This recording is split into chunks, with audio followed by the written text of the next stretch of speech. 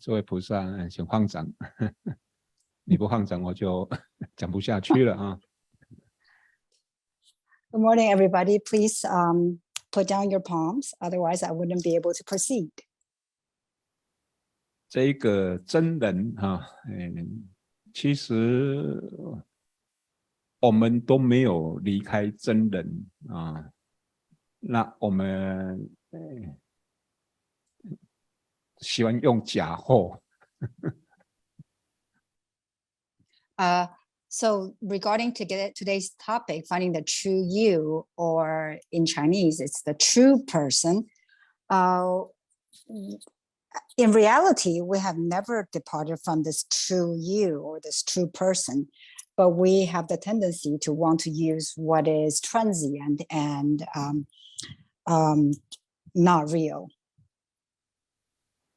我们这边荧幕上有一个叫无畏真人这个是临济禅师常常用的无畏就是说他不在任何位置，可他也没有离开任何地方。有时候我们叫做法身，或是有时候叫做实相So on the screen, you can see there's this phrase at the bottom that says true person without position. This is a phrase that is often used by great Chan Master Lingji. And this is referring to the nature, which this true person does not abide in any specific position, nor does it depart or go out of anywhere. And sometimes this phrase is synonymous to Dharma body, interchangeable, or the true nature, true phenomena. 真所谓真人至少要有一个什么一个条件，就是他可以感知那个感知把它散开，叫做什么？有时候叫看，有时候叫听，有时候叫嗅，有时候叫想，那统称叫做见闻觉知。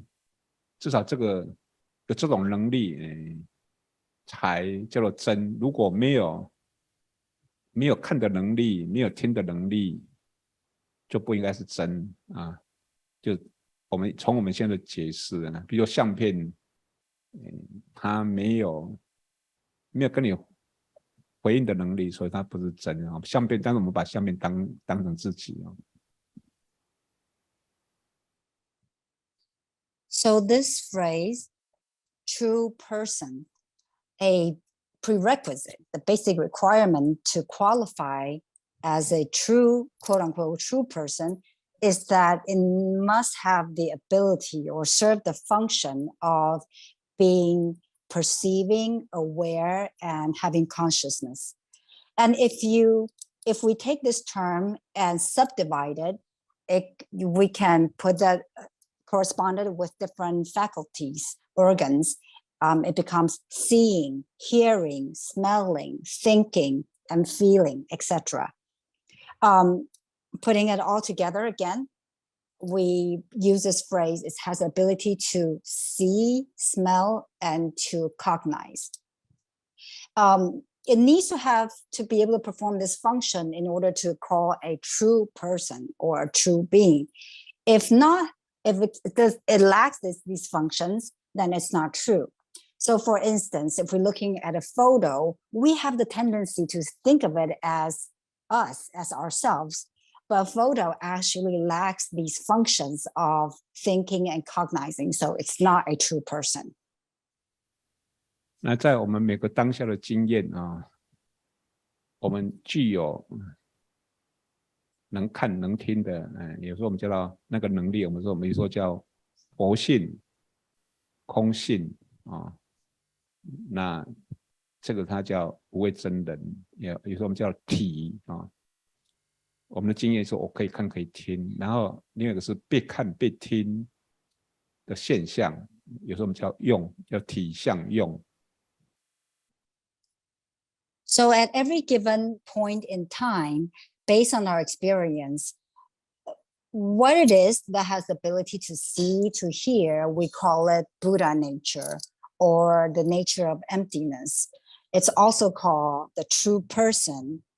And over here, you also see the term essence. It's also called the essence. So there's this ability that has ability to do all these, perform these functions. And then there's also the objects of perception, what is being seen, what is being heard. And to be able to perform this, it's called the functions. 在我们的经验上，我们常常会把被看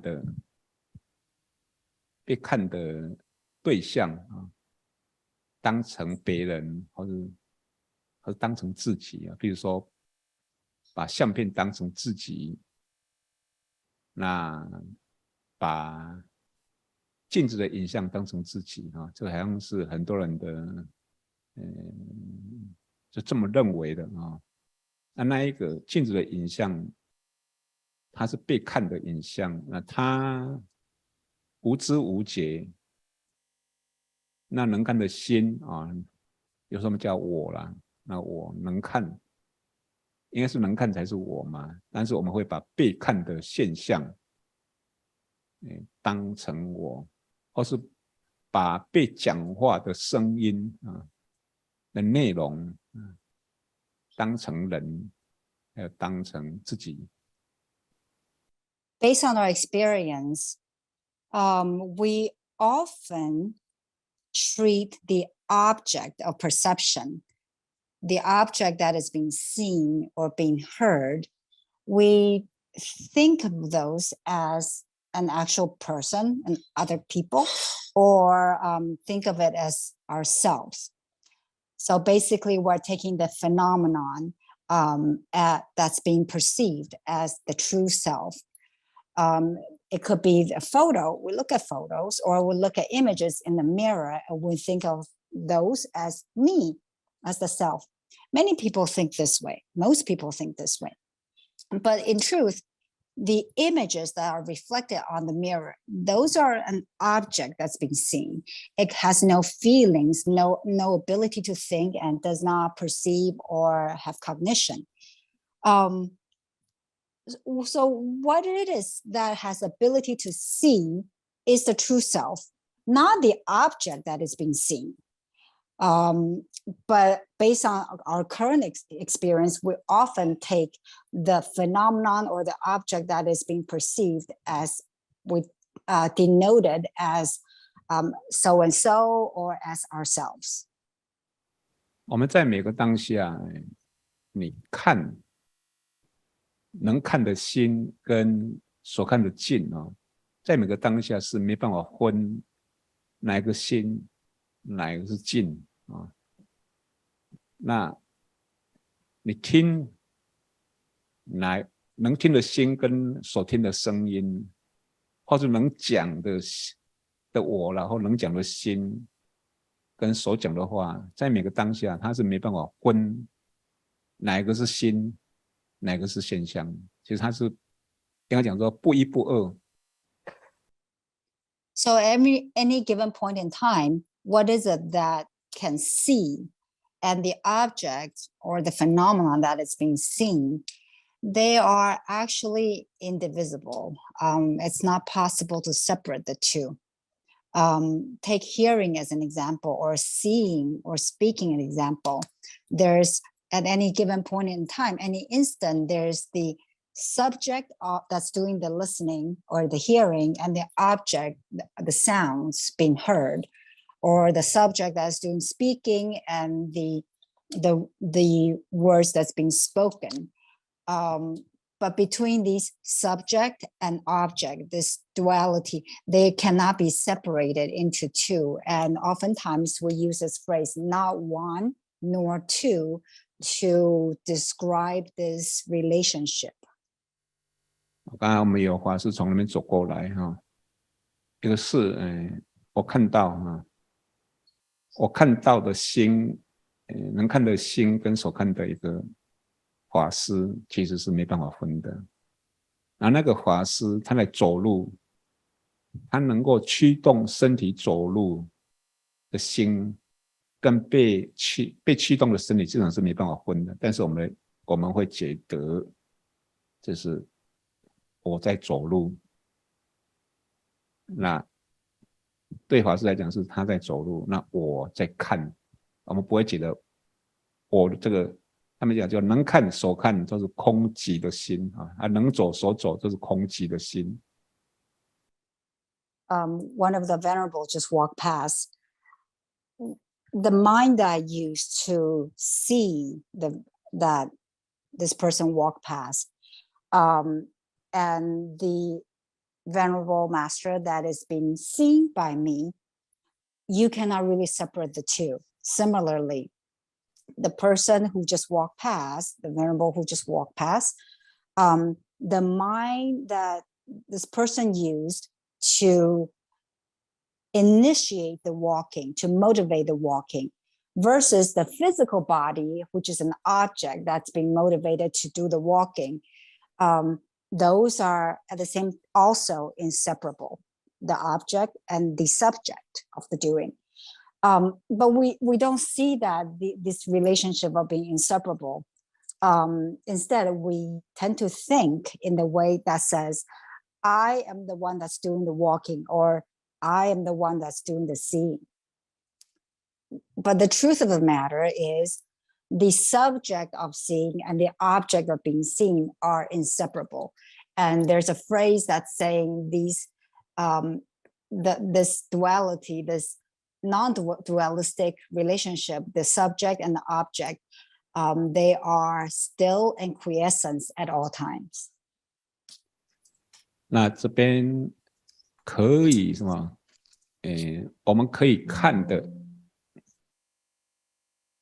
心，跟所看的境或所看的人，所看的色相啊，它相当于是黏土跟各种造型的啊。如果说我们叫黄金打造的这种拆穿平盘，拆穿平盘是造型不一样，可是它的本质都是黄金。那现在用黏土也可以连成出什么拆穿平盘的造型，可它的本质都是黏土。还有时候用什么用牛乳啊，那做成体糊酥肉什么啊，那这里面通通在讲这个体相用的关系，体无相，等一下我会讲体无相，可是体可以产生很多现象。So this mind that we use that's doing the seeing, and the object that's being seen, or sometimes we use the word phenomenon, or we call it others, or the physical forms that's being seen. To describe this type of relationship and their functions, we have been using several different analogies. One is using clay or Play-Doh.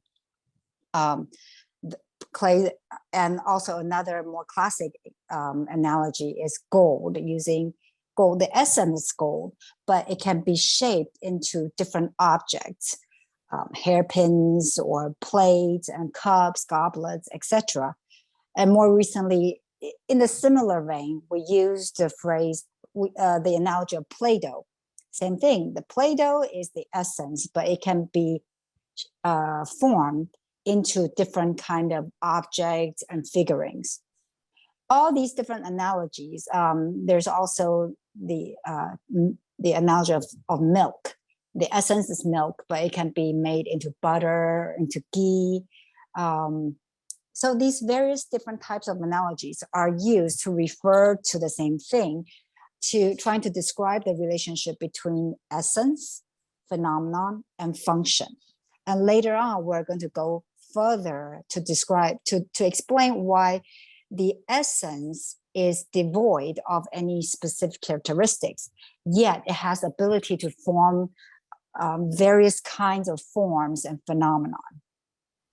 那我这边有一个布袋戏哈，布袋戏前面是叫做什么？叫做无畏真人啊，就是里面这只手叫做无畏真人，它不，我们手是有形象的，可是我们内心操纵身体的那个能力，有时候这个它叫做无畏真人啊，有时候叫做佛性空性啊。那现在要讲说这一个用无畏真人跟系服是大家的经验，比如说我先驱动我的啊，驱动我的身体，对不对？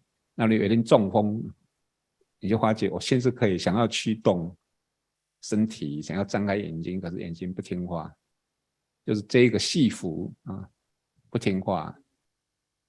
那等一下我们要讲说这个无畏真人跟这个系服的关系，叫体跟用的关系。So I have a puppet in my hand right now. My hand this is following the analogy of the true person without position. My hand is this true person, and the puppet is the phenomenon, the object that is being navigated or to be activated by this hand inside. Over here, you're seeing my physical hand. My physical hand does take on a shape, but our mind is without any specific forms or shape. This true person that does not abide or follow, exhibit any specific characteristic is also called Buddha nature, the nature of emptiness or empty nature, or the true person. It is this mind that drives our physical body. Just like the hand inside the puppet that's driving the puppet on the outside. This is our daily experience. But let's say one day, if someone suffers from stroke, the mind may want to continue to drive the body for various functions, but the body will no longer listen. And you will experience that, feel like the costume is no longer tending to the needs of the mind. So again, the hand is the true person without abiding in any position, and the puppet is the costume that is put on by this true person. And this is to illustrate the relationship between the essence and its various functions.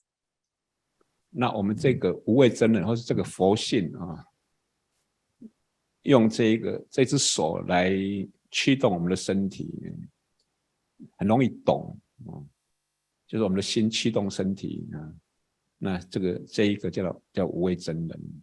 那这个无畏真人跟这一个驱动的，我叫系服，那就相当于水，应该是这个水跟波浪的关系，就是波浪有很多造型啊。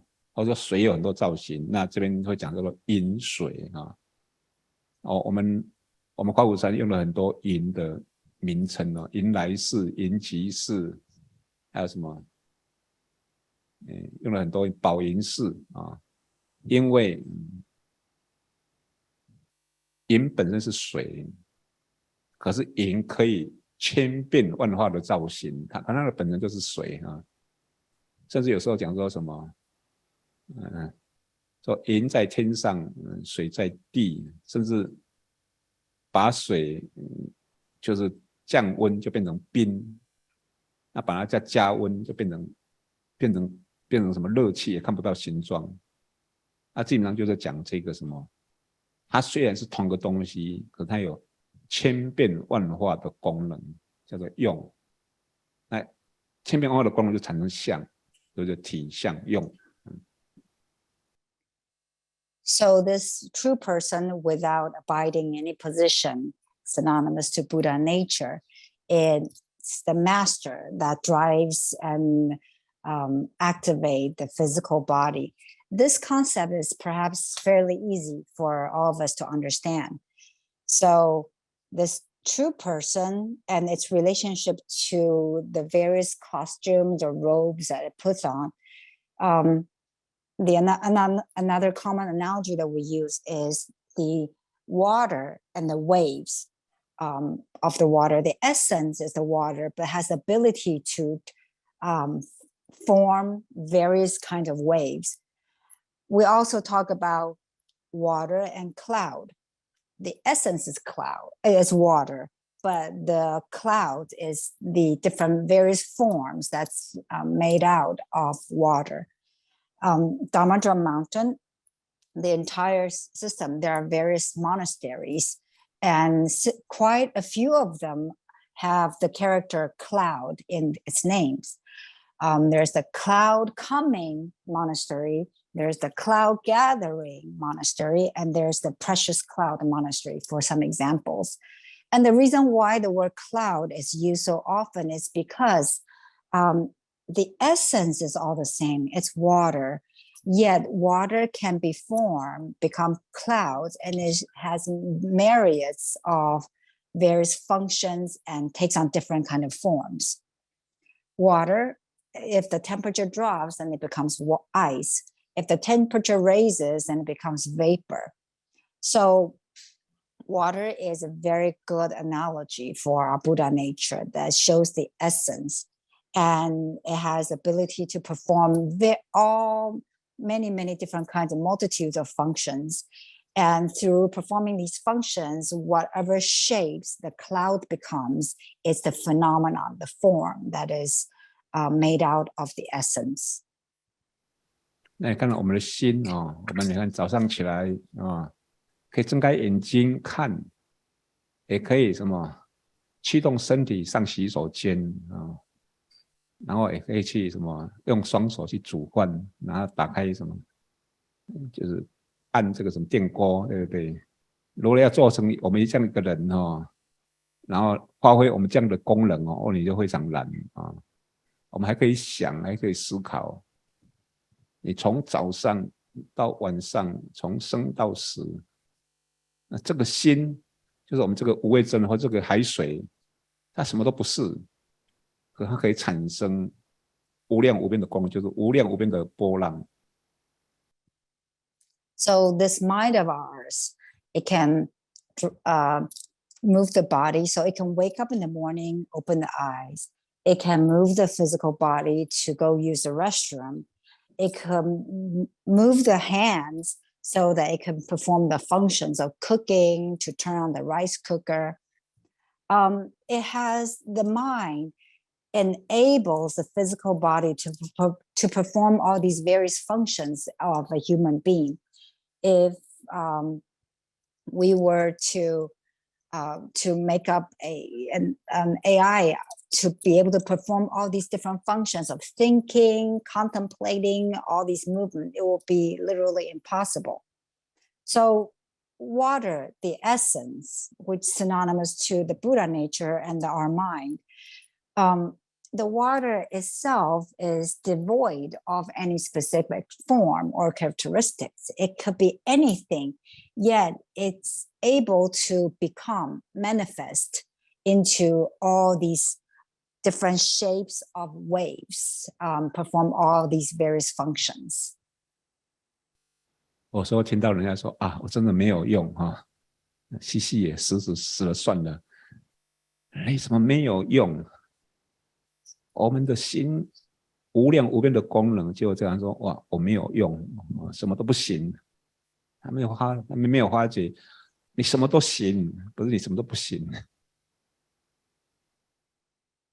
Sometimes I hear people kind of complaining about themselves that they will say, I am useless, that I might as well die right now.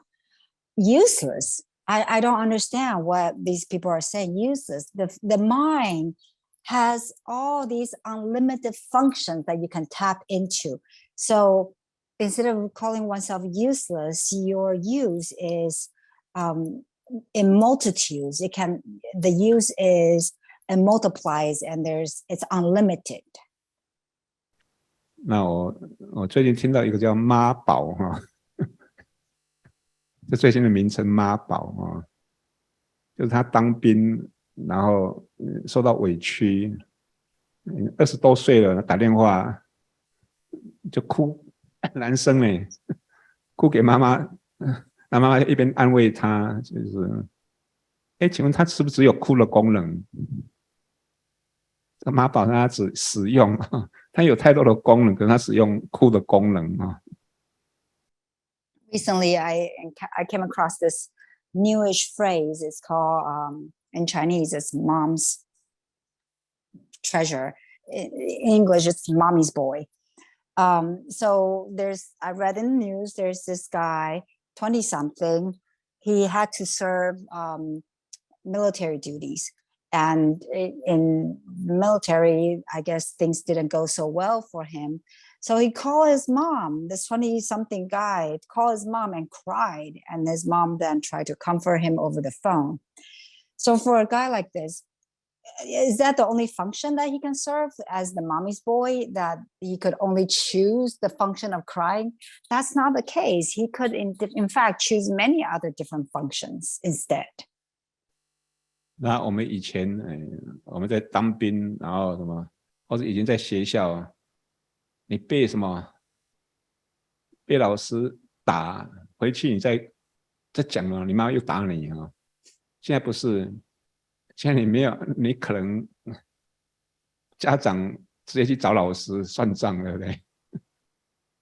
变成小孩子的功能还是我们的心的功能是一样的，可是只会什么？只会就是跟妈妈诉苦，你有很多功能你没有发挥而已啊。I remember in our days, we also had to perform military duties or at school. And in those days, discipline were harsher. And so if we were to get beaten up by the teacher at school, once you go home, you don't tell, because if you tell, your mom probably is going to pick up a stick and beat you up over again. But these days, that's not the case anymore. If a kid get scolded by the teacher or beaten by the teacher, then the parents probably the very next day is going to go to school and have a row with the teacher. And so the function of the mind, it seems that people have become accustomed to one way and choose one way, as if you only have the function of complaining and seeking comfort from other people, whereas as in fact your mind can choose to do many different other functions. 我曾经看到有的龙凤胎啊，他老爸就跟那个男生啊，你哭什么？哭什么？然后总了过去，妹妹不要哭哈。结果变成妹妹撒娇是 OK 的啊，男生撒娇是不行。就男生可不可以撒娇？有啊，男生有撒娇的功能啊。那妹妹是不是也可以就是什么坚强的功能？有。但是你外在就给你塑造出那些什么撒娇，这撒娇就很好用了，对不对？不用太努力，对不对？男生不行。所以你看男生比较苦命，就变成他发挥很多功能。女生撒娇以后之后，撒娇很厉害，其他都不行，其他是没有发挥啦。So I have seen a twin, a fraternal twin before, where it's one boy and one girl, and the dad disciplined them differently. When the boy cried, the dad would say, "Why is it that you're crying? What, can you do better? Why are you crying?" On the other hand, when the girl cries, the dad would approach the girl and try to comfort her and say, "Is everything all right, sweetheart?" So it seems that with the girl, it's okay for her to pout and cry and complain, and yet with the boys, that is not allowed. Is that the only function they can have? Does the boy have the function? The boy's mind also can have the function, perform the function of pouting and crying. And the girls also can perform the function of toughening up and become stronger and more useful. But because of the demand or the constraints that is placed around them externally. So the boy grew up becoming tough and learned many different things. And in this case, the girl perhaps she would grow up and continue to use the tool that she's so accustomed to, and to pout and not do much else for herself. So again, the mind actually can perform all different kinds of functions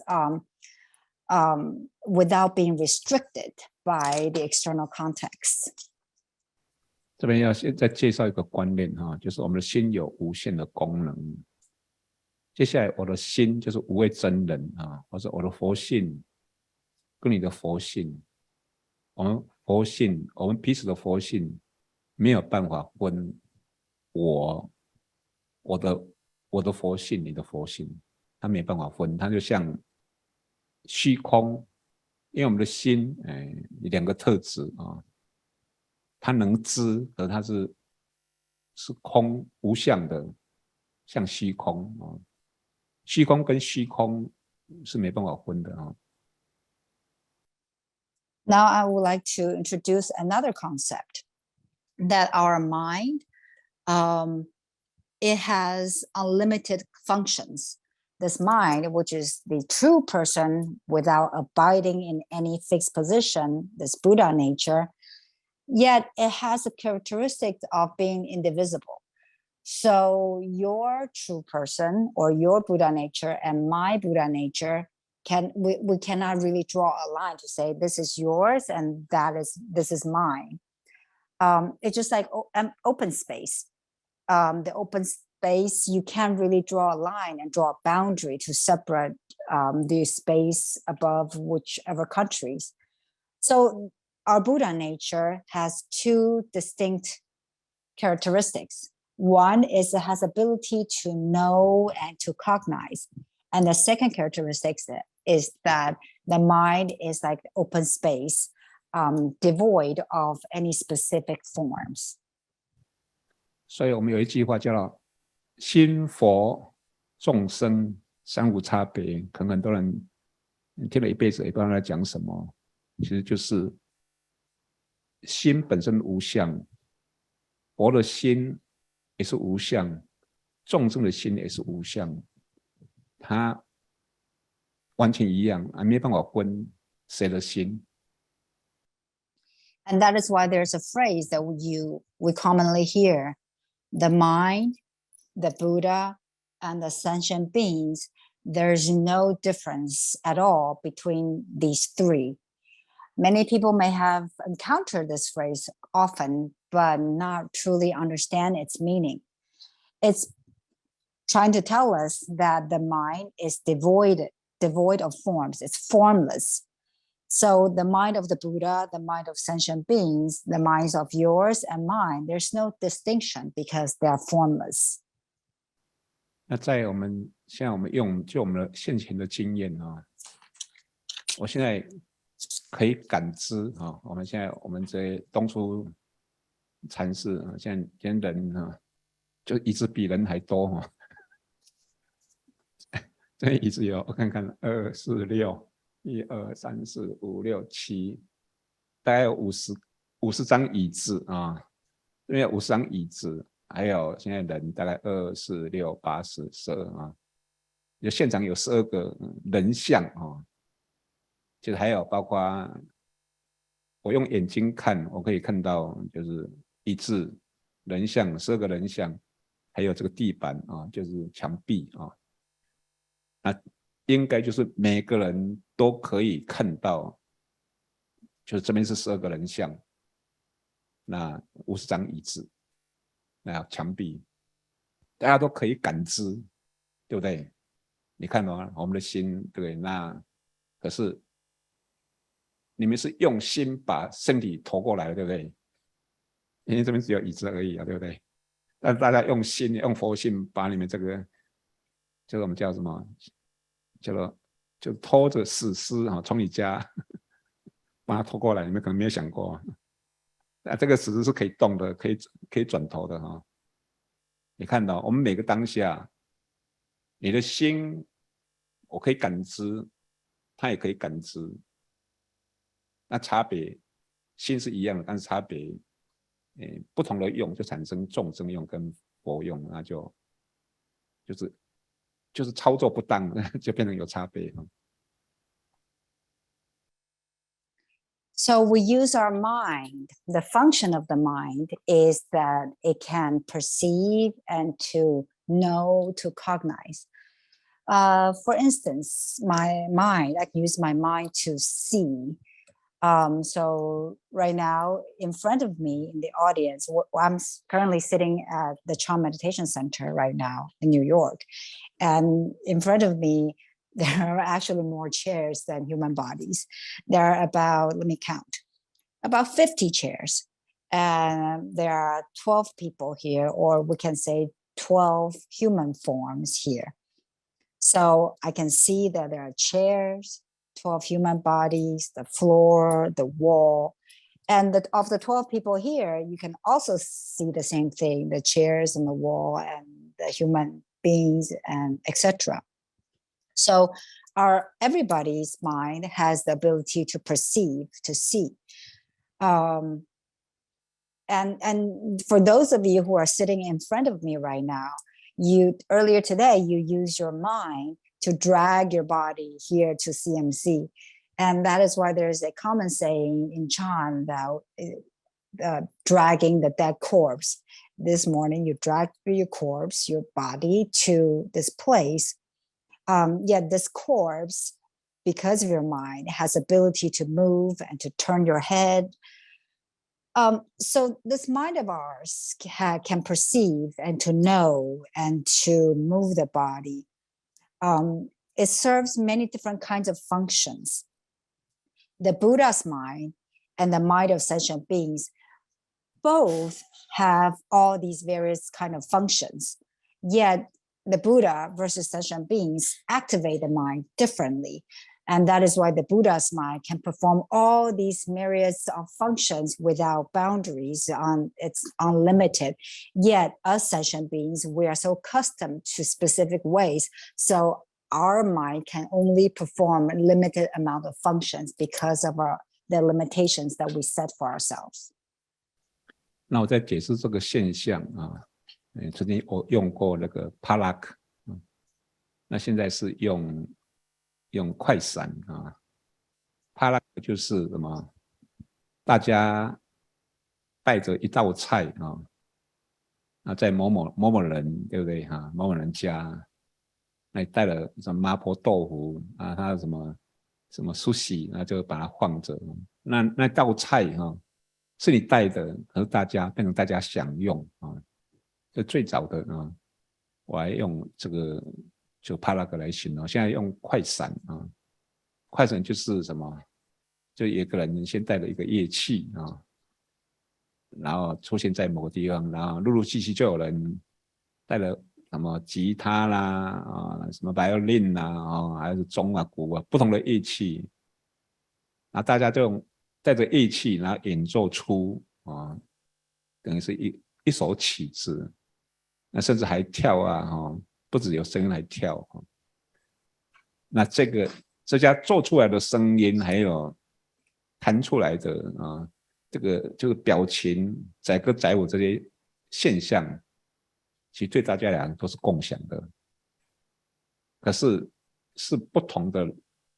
我现在用讲不同的佛性带着你这个身体的乐器，我现在本来我们一般人认为是我嘛，其实是你的佛性带着你的乐器，身体的乐器就是男生的乐器，女生的乐器，然后透过这个乐器唱歌或者弹，就这个你这个身体的这些表情动作，还有你这个吉他的声音，或者你嘴巴唱的声音，等于是色相声相，都是由你的佛性展现。假设这有100个人，那就100个佛性产生各种不同的什么声音，然后色相，可是大家共享。So with regard to the phenomenon that is manifested by the mind, I've used several different analogies. One is potluck. The other is the analogy of flash mob. So the older version that I use is potluck. So you all know what potluck is, that everybody bring a dish and together meet at a household. This person brings tofu, that person brings sushi, and you bring all these different dishes to meet at one place, place them on the table, and everybody gets to enjoy this dish. So the dishes are brought by different people, but everybody gets to enjoy the dishes. So along the same vein, this analogy of flash mob. So many of you may have seen it online, where a person, let's say one day a person brings an instrument to a place, a meeting place. Another person brings a guitar, yet another one may bring violin, another person brings drums, and they come together and perform a song. And not just sounds. At that place, people may also be dancing, laughing, having all these sorts of facial expressions.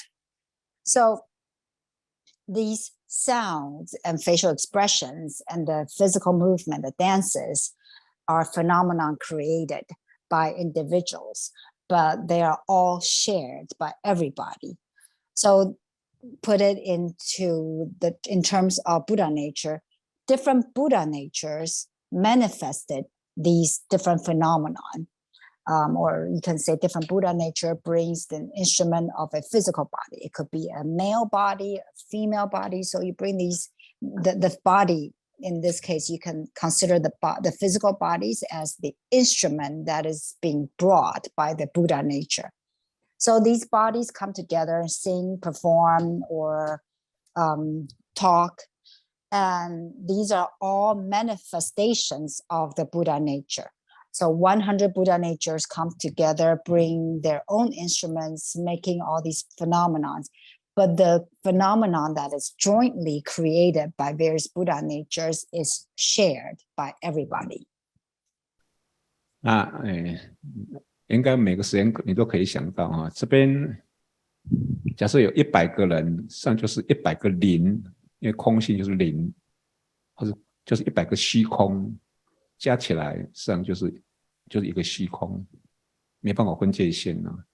但是我们每个人的空性或是佛性，变现出大家的身体啊，所以我们不是变现身体，我们变现外境啊。不管怎么样，它变现出来，让我们每个人都感知到同样的东西。比如同样的这边50张椅子，12个色相，还有外面的造型。这时候，其实人人都每个当下都是这样子的。差别，我们透过眼睛、耳朵往外看，那就不一样了。你透过你结合你的心，你的佛性在身体里面，那你就发觉啊，张三在你后面，李是在你的前面。那其他的人，他都觉得张三在他前面，李是在后面。然后每个人用眼睛看，那就会形成智，就是心跟外境。其实那个时间都是心跟外境是同一个东西，所以就这个部分的话，就产生我们叫众生用啊。众生的功能，那如果你的心不停留在那个地方，不是在身体里面的，你就像一个虚空，那你就发觉我们是英雄所见完全相同。那这个就是佛用跟众生用的差别。So at all times, this is the analogy of flash mob is happening. So let's say there are 100 physical bodies, 100 people here. We call it 100 Buddha nature. So 100 spaces, empty space, or 100 zeros here. These 100 zeros are like empty space. They cannot be divided. And these 100 Buddha natures manifest into 100 different physical bodies. And at all times, everybody should perceive the same thing. These are all manifestations of Buddha nature and should perceived uniformly by everybody at all times. But this contradicts our actual experience right now, right? That we don't feel that way. We don't feel that everybody is seeing or perceiving the exact same thing. And the reason why we see different things, we have different perspectives, is because we rely on our physical eyes, our ears, to perceive our surrounding. So we have this delusion that the Buddha nature is inside the physical body. And because of that, we start to rely on the physical eye to see, and thus giving rise to the concept of directionality. Using the physical eye, we think that this Bob is in front of me and Jane is behind me. For the person that is sitting at a different position, has a different sense of directionality, that Jane is in front of that person instead, for instance. So because of this reliance on the physical body, the physical eye to see, using the physical body as a center, then the world that we perceive is subdivided into the self and others. In terms of reality, everything is inside our mind. There's no difference between the mind and the external phenomenon. But because we have this deluded thinking that the mind is inside the body, that is why our functions, the functions that can be performed by the mind, is now limited to the functions of sentient beings. On the other hand, if you become free from that delusion and your mind does not abide in any specific place, then you will be able to perform the functions of the Buddhas. In fact, all Buddhas, they perceive the exact same thing in totality. And this, Fashi used the phrase in Chinese where all heroes shared similar views, meaning all the Buddhas sees and perceive the same thing because they are not confined by their physical body or the delusion of the mind being inside the body. 那你看哦，这个我们在任何时间，你的心都是什么？都是不动无相的，然后你那个时间你都可以感知，我们叫色相、声相，但是我们就是会是自己的东西哦，但是我们会觉得身体是我，那其他的东西是心外的，这是第一个，他们叫任物为己，把被感知的现象，当成自己或当成别人，这是第一个。第二个会把无知无觉的色相当成人。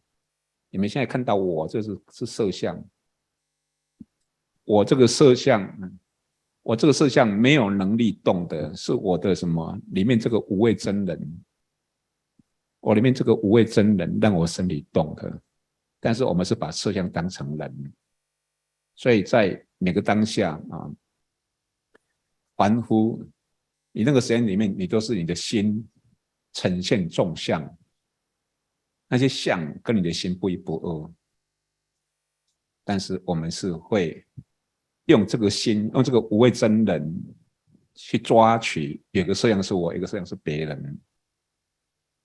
那我还是再重强调一下，就是第一个，把都是你心中的东西分，一个是色相，一个色相是我，一个色相是别人，这是第一个。第二个，把无知无觉的色相当成我，当成你，这是第二个。然后当然你要用眼睛看，用耳朵听，来建立你的什么一个方位感，至少每个当下都用这个三个的一个，我们有没有讲叫颠倒见，所以就变成众生，我们就变成众生用。你不是你的心不住相，然后呈现所有的现象都是你，你都不是你。是每个当下都可以这样子的啊。So at all times, the mind is actually still, unmoving. It's formless. At the same time, it has a function of perception. It can perceive the physical forms or the auditory forms phenomenon. All of these are created by the mind. All of it is created by ourselves. But instead of seeing it all inside the mind, we think of the physical body. We have this deluded thinking that physical body is me. And the other phenomenon that is outside of the physical body as other people. So that is one level of mistake, the first mistake, that we mistakenly thinking the object that is perceived as the self. We think of the phenomenon as the self. Second, phenomenon, it lacks ability, the function of perception. But we think of that as an actual person. We attribute it as a real person. But the truth is that the physical body by itself cannot move. What moves the body is the true person that is inside the body, that is a real me, not the physical body. The mind has ability to manifest many, many different kinds of functions. The phenomenon that is manifested by the mind and the mind, it's neither one nor two. Yet we grasp onto a very small subset of those phenomena, and we call that me. And everything that is aside from that, a subset B, we call that other people. And then we perceive things from the inside of the physical body that's creating directionality. So these are the different mistakes that we make. First, so separation of self and others, separation of phenomena into self and others. That's one. The second mistake is treating what the phenomenon, which cannot perceive, cannot perform the function of cognizing, as a true person. That's another one. The third mistake is using the physical body as an anchor to give rise to directionality. So because of these delusions, we forget that the mind does not abide in any particular phenomenon. It's free of forms. All these phenomena are created by the mind, and it's at the same time the mind as well. Because of these delusions that I just listed, that's why we are not able to perform the functions of Buddhas, and we're stuck to the functions of sentient beings. 因为我们今天的主题是如何找到你的无畏，找到你的真人呢？是找到，就是你那一只布袋戏里面那一只手啊，能够驱动啊，能看能听的那一个，应该讲说那一个真心啊。事实上，我们在每个当下，你从早上到晚上，你那个真心、能知能知的心，从来没有缺席。但是我们会迷失在这个什么？我说，迷失在布袋戏的戏服，或是海水迷失在种种造型的波浪。我们只看到这个现象，看不到那个心啊。所以禅宗有祖师会讲说，在水边渴死。然后在患边饿死哈，另外一个就讲的更说在水里渴死啊，然后在什么在患里面饿死？为什么？我们就在你任何一面，你都是不是在现象？你从来你的心那个心从来没有离开任何现象，但是我们就看不到真心，我们就看到这个人怎么样怎么样，那个都是波浪嘛。讲的人是那个人，那听的人也是那个人，大家喜欢玩波浪啦。So today's topic, bring back, is finding the true person, the true you. So what we are striving to do is to find the hand that is inside the puppet, that has the ability to move the puppet, the body, finding this true mind of ours. All the time, every minute, every second of the day, our true mind is never absent from all these activities that we have, this true mind that can know, can perceive. But the problem is that we get lost amidst of all these different costumes that the puppet puts on, or we get lost in the waves. We only see phenomena and we don't see our true mind, the essence that manifested all these phenomena. And that is why Chan masters, they would demolish disciples by saying people not seeing that they are already in their essence, of their essence. They said people would die from thirst being right next to the river, or starve to death by right next to the rice, or even worse, they die of thirst while they're already inside the river. So at all times, the mind actually never departs from phenomenon.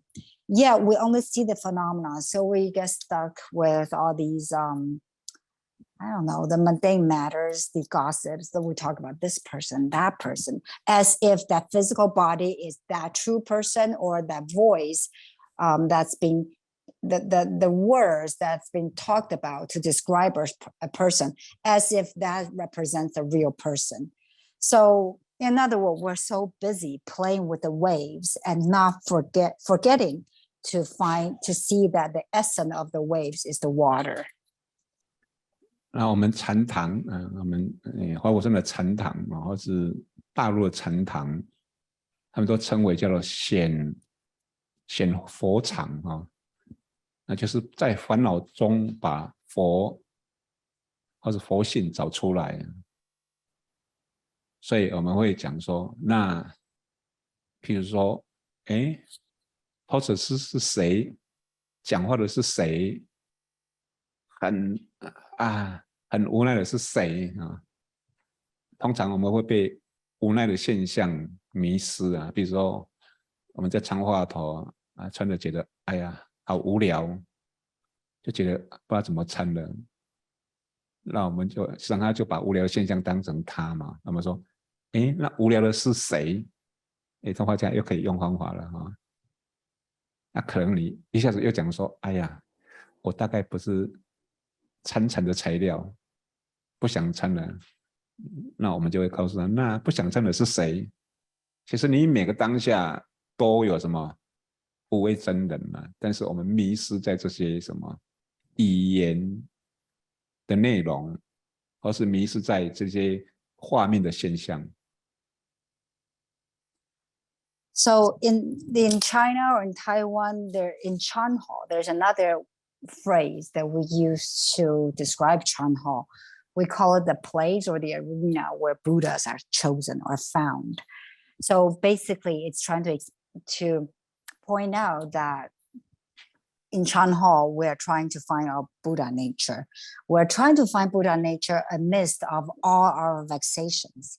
And that's why we investigate in the huatou of who is dragging a dead corpse around, or who is it that's talking, or who is it that is getting bored or feeling tired or powerless.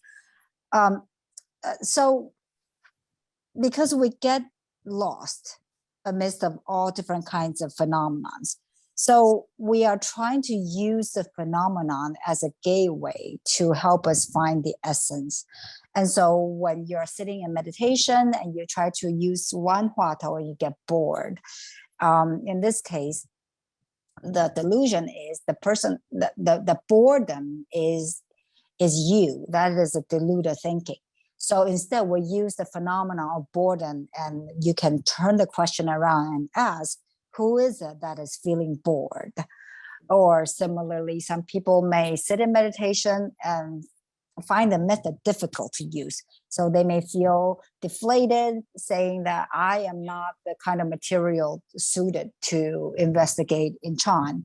So again, we use that phenomenon, that thought, and turn it around and ask, who is it that feels that is not worthy? Or who is it that feels discouraged from investigating Chan? So we turn the question around using the phenomenon as a way to to reflect inward. So at all times, the true person has actually never departed from us. It's present at all time, but we get lost in the phenomenon, thinking a physical body, a image or a word, a sound, things that are being spoken as a true person. But realize that they're actually just phenomenon. They are manifestations of the true person. 那譬如说，我们对某某人就大发脾气啊，或想到某某人就越想越气，对不对？那这个我们叫做烦恼，对不对？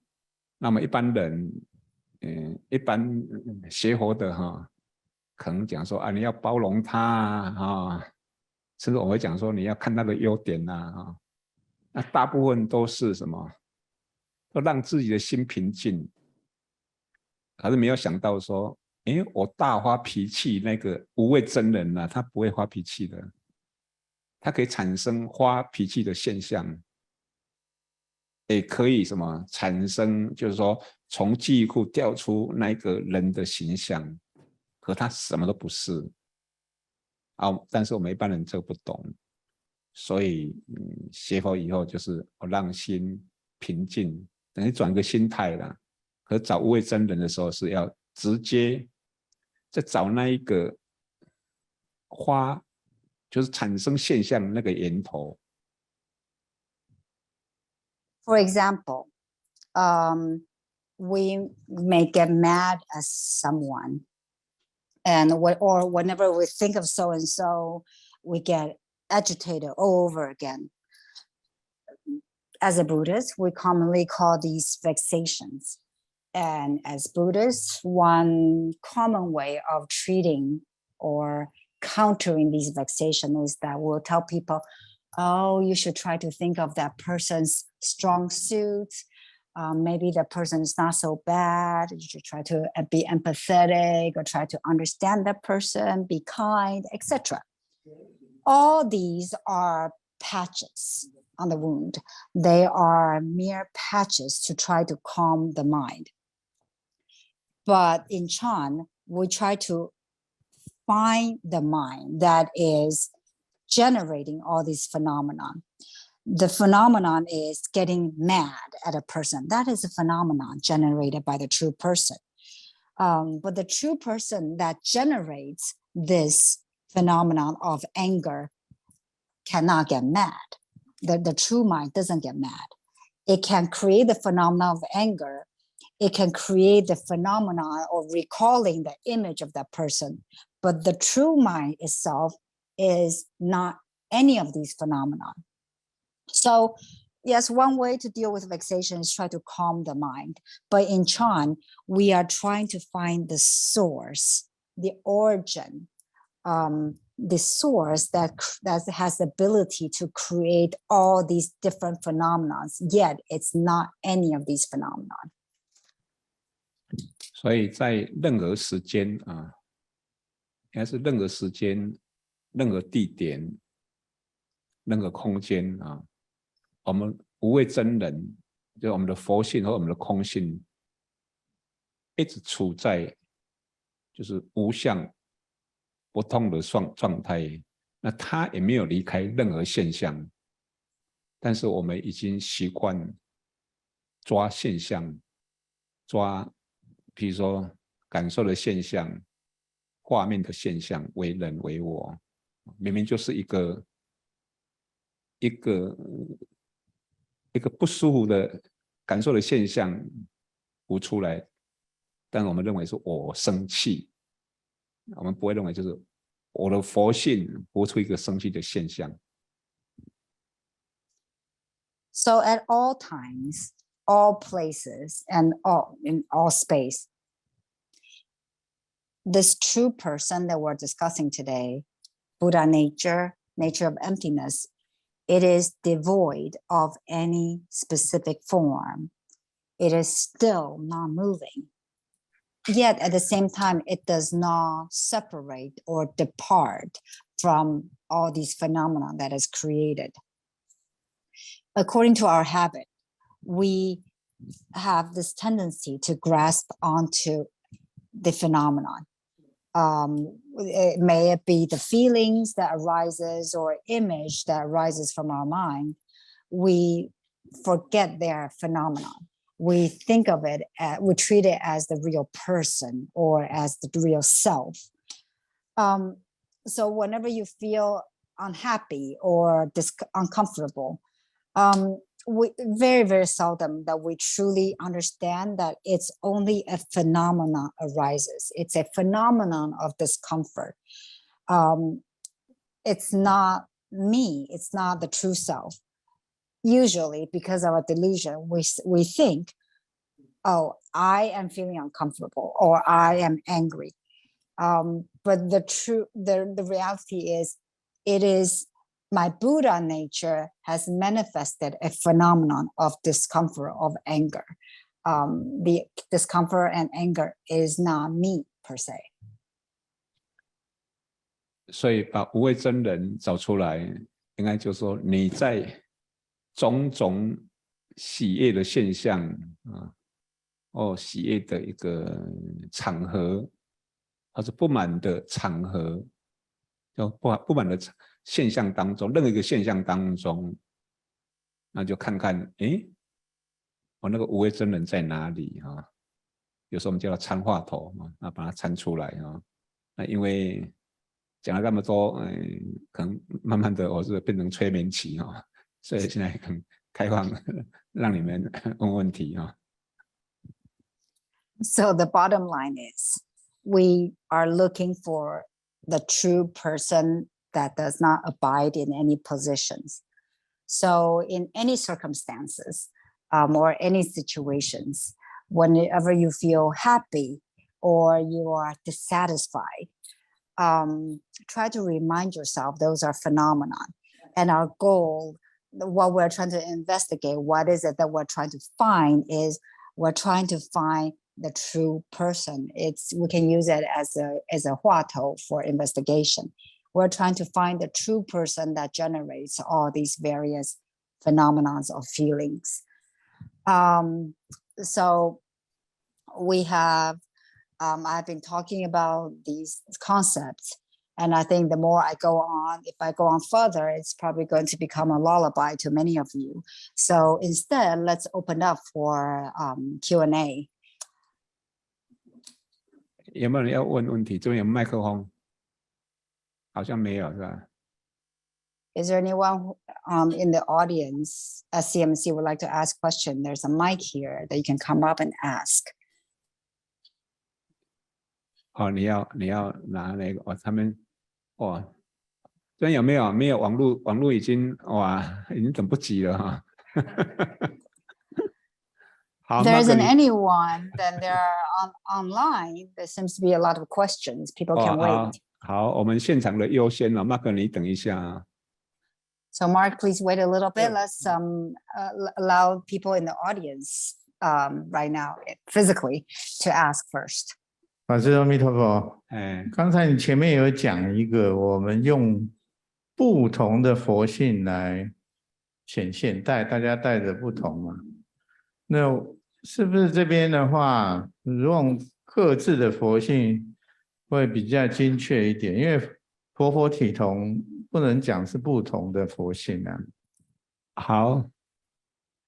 乌耆罗菩萨，麻烦您翻译一下，谢谢。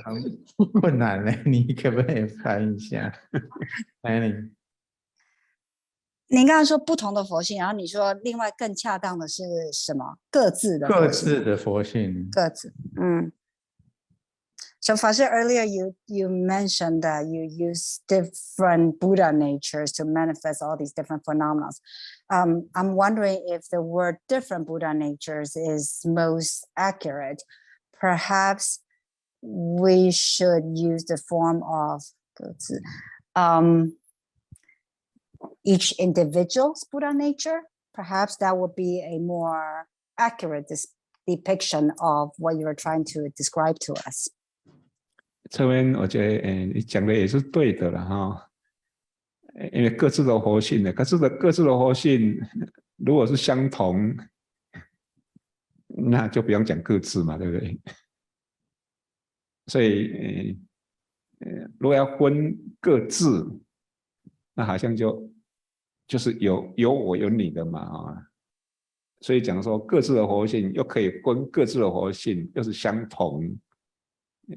所以我们讲说，我就讲说我跟你，因为我跟你不同嘛，所以我就讲的是我跟你的不同啊，所以那个精准一点讲说各自的活性是对的，可是我的活性跟你的活性，对不对？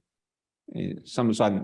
就从我跟你，我是讲说我的你的，所以叫不同嘛，并不是活性。比如说我们。同样是什么？这100块那是完全一样的，这100块是一样的，可是我的跟你的是不同的，对不对？这是我的，那是你的。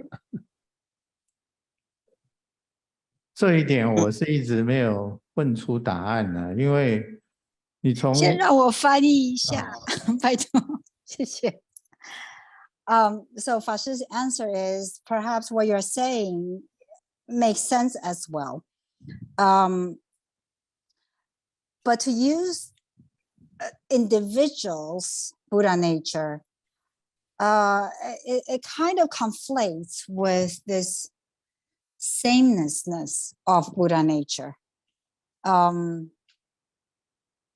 Buddha nature and your Buddha nature, is it the same or different? It's kind of, it works. But yeah, there's also a difference between, well, let's say use the example of $100. $100 is the same, but whether it's my $100 versus your $100, then it differs. So maybe what you're trying to say, individuals, Buddha nature, perhaps it makes sense as well. 乌耆罗菩萨，请您继续。好，谢谢，对不起。因为如果是佛体同，法师又曾经用过一个大电脑来解释这个东西啦。但我知道从有相去解释无相是有困难的。那我们又是说，共入毗卢性海。那以大电脑的观念，法师说的就是说，是不是我们见闻觉知的那个能力是一样的？但是根据你自己，因为是有能所的，所以你使用的这个佛性就是无所不能的佛性，你就受限制了。如果这样解释，它就是一个同。那如果从另外一个是尽本一体这样看，那个叫什么赵氏两人的话。这也是这样子，意思就是说，它本身的这个见闻觉知能力是一样的。你根据每一个不同的人去使用这个佛性的时候，因为他自己的执着，所以他显现的又感觉是两个的镜子。那还是说现在就把这个问题放下，自然到时候就知道了。因为好像很难去从有相的去理解它到底是怎么一回事，就是说不分，最可以理解就是法师讲的说，你的佛性跟我的佛性是不可分的，那也不是所谓的重叠，就是我比较会卡在这个位置啊，谢谢。So, Fashi, earlier you also have used the phrase that Buddha and Buddhas, their essence are the same. And in your earlier talks, you used the analogy of a great computer, a mega computer. And then there's also this other phrase that I encounter where that we are collectively rejoining at the ocean of Vairashana. So is it correct to say that perhaps the function of perceiving and cognizing is the function is similar, but because of our limitation, because we are operating with a dualistic mindset with subject and object, and we subdivide into the self and others, and thus our Buddha natures become limited and differentiated. Is that the right way to understand it? But there's also another term that the pureness, the essence of pureness is all but one. So similarly, does that mean the functions are the same? But because different people have different habits and dwell in this division of subject and object, and so their functions becomes different. Would that be correct? Or do we put down this question for now? I understand what you're trying to say earlier, Fashi, that your Buddha nature and my Buddha nature is indivisible, but at the same time, they do not overlap. So I don't know, I'm kind of, this is where I'm stuck at right now. 我是希望用经验上来看待也不用去管它到底是谁的佛性因为这个讲不清楚那我就举个例子比如说我现在讲话，或者你刚刚在讲话昆明就是用佛性嘛那我们只要记住能讲话那个佛性没办法分治它然后你讲出来的语言还有你产生的你的表情都会呈现在每个人的佛性上，现在不要管是谁的佛性现在语言还是要讲嘛，都呈现在每个人的佛性上这是大家的经验那一个就是这个部分就要前面没有讲其实就要想到叫做什么，叫做张公喝酒里公醉这边刚才没有写应该有讲到张公喝酒里公醉那也就是说有没有写这样子有，张公喝酒里公醉有是吧？好，看看我看你这个拉到来就是张公喝酒里公醉在这边张公喝酒里公醉，或者东山下以西山师，这个是比较实际的，因为什么？每个当下，张三在，比如你在讲话，你就发觉彼此佛性没办法分，但是那个讲话的现象，肯定又是从你的身体发出来的，肯定不是我发出来的可是你的身体又在我心中。所以这个这个很难去分，你只要记住这样就好了。为什么？因为我们看到张三的表情张三的声音，我们不会觉得是我心中的东西。这可能这个比较要去注意这个部分。谢谢法师。So, to me, the bottom line is to understand these concepts through our actual experience. So at this point, I don't think it's necessary for us to really try to understand whose Buddha nature. It's too hard to separate them.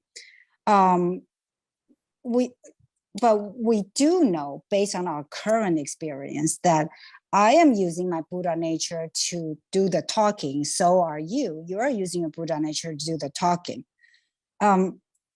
It's difficult to differentiate between your Buddha nature or my Buddha nature, but the words as a phenomenon, the facial expressions all these are manifestations of the Buddha nature. They are all showing up, perceived by everybody's Buddha nature.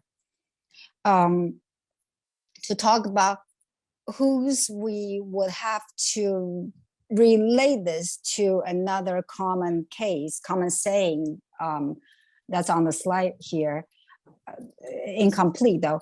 That saying is, Mr. Chang drank some wine, but Mr. Lee got drunk.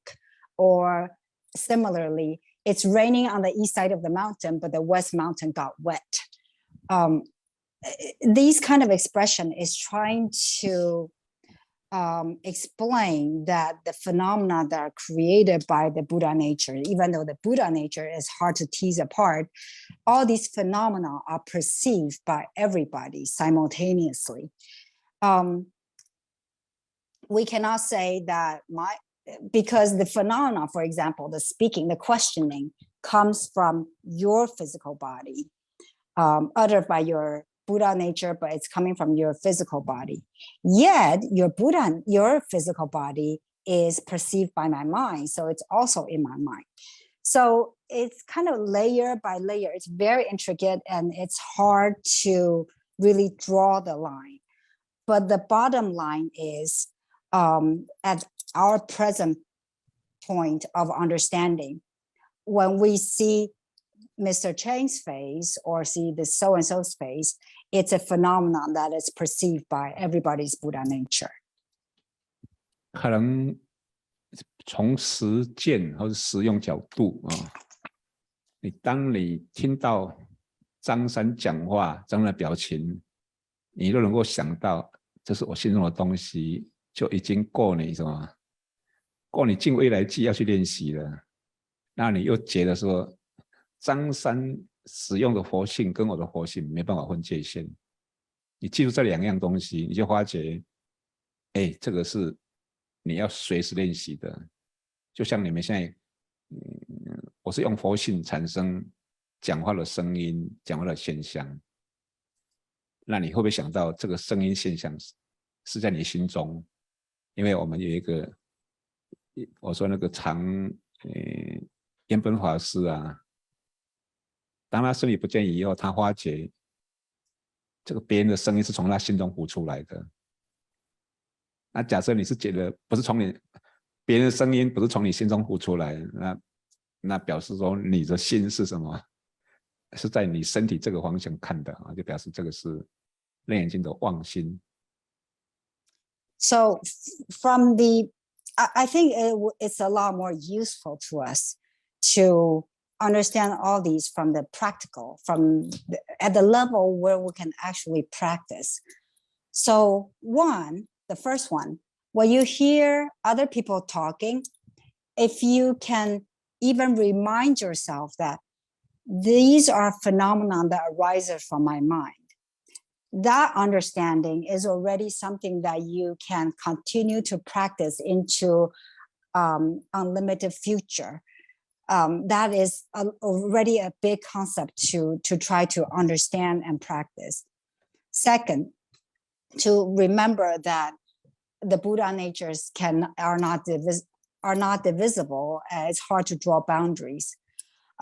We use the Buddha nature to generate the speaking, the sound. Yet the sound are phenomenon that arises from my own Buddha nature, from my mind. Just similar to Yuanben Fashi, his experience of in meditation, experiencing the physical body disappearing. And when he had that meditative experience, he was able to perceive that all the sounds that other people are creating are arising from his own mind. So as long as you are still feeling that that person is talking in front of me or that person is behind me, you are still using your deluded mind to operate. And so to keep those concepts in mind, it's already a lot that we can work on. 那在这边再衍生过来，就是楞严经这个佛讲说天堂地狱都在我心中哦。那实际上就是任何时空、任何现象都是被你感知。你用这种方式，任何时间你感知任何现象、任何声音，即使你把它当成人，也是你感知的；即使你恨得要死，也是你的心的功能。我想大概记着这样子的话，对你就会很有用。因为什么？是你讨厌你讨厌心中的东西啊！你不要以为你讨厌心外的东西，你不要以为你讨厌心外的人，也不要以为我喜欢心外的人，因为心外叫什么？心外无物。如果心外有物，叫做外道。So if we extend this understanding a little bit more, according to Surangama Sutra, there's a saying that heaven and hell are all in my own mind. According to this saying, at all times, every phenomenon that we experience are all perceived by our own mind. Even if you mistaken a phenomenon as a real person, or if you experience extreme hatred, etc., these are still all functions of your own mind. When you hate a person or hate a phenomenon, those are phenomenon that is in the mind, not outside of mind. In the sutras, they says there's nothing that is outside of the mind. If you perceive anything outside of the mind, then you are a practitioner of other path or outer path. So simply remembering that everything is in the mind is a lot to work on already. 好，这个可以讲很多。我想在可能就 Mark 问第二个问题啊。So we're going to invite Mark to ask the second question. 结束了，好，没关系，好。Mark， 你剩下一个问题，因为我们11点要结束啊。好，再允许你再问一个问题啊。We only have time for one more question by Mark. That's very kind of you. Thank you. Why do we manifest vexations? What's the purpose of suffering? 非常感恩法师慈悲。那我的问题是，为什么我们会有产生烦恼的现象？如果我们要受苦的话，目的何在？我们从来没有受苦过。你就是你受苦，你是什么？把受苦的现象，当成我了。从来没有受苦过了。So the answer to you, Mark, is that we have never suffered. If you experience suffering, is that you take the phenomenon of suffering and treat that as the self. You mistaken that to the self, but it's really a phenomenon. 那再讲细一点，比如你在受苦。大概你的心中可能就浮出受苦，大概就基本上就是人嘛，某某人的影像，然后你产生受苦的那种感受，不舒服的感受，还有不舒服的想法，这些现象都有，可是你能够辨知。能够产生这些现象，然后能够辨识这些现象，还有能够选择不甘愿的这些能力，它本身它从来就是什么？它就像虚空一样，它不会苦。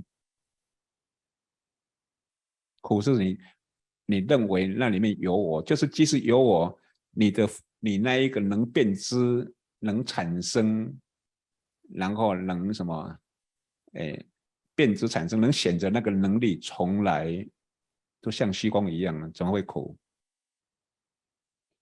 So if we take it a little bit deeper, when you feel that you are suffering, the way the mind works is that in your mind, it arises the image of a person, of yourself, for instance, And then there's also, it arises the phenomenon, the feelings or the thinking of discomfort, of being suffering. All these phenomena that arises from the mind, the phenomena do exist. Yet, what it is that has ability to perceive these phenomena, to distinguish the phenomenon, to choose yet another phenomenon of feeling resentful, for instance, that function never undergoes suffering. That function is like the empty space that it does not feel suffering. So the function, the true mind, is not those phenomena, so it doesn't suffer.